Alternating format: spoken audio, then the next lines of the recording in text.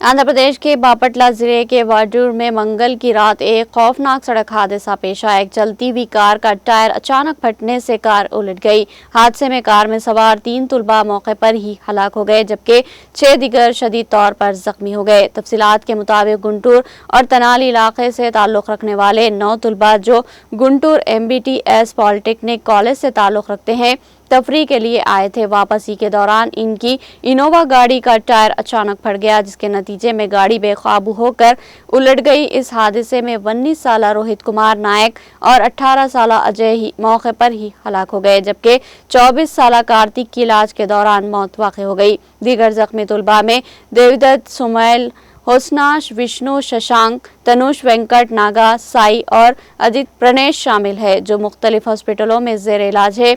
हादसे की इत्तला मिलते ही चल्ला DSP MD मोइन मौके पर पहुंचे और मुकदमा दर्ज करके तहकीकात का आगाज कर दिया।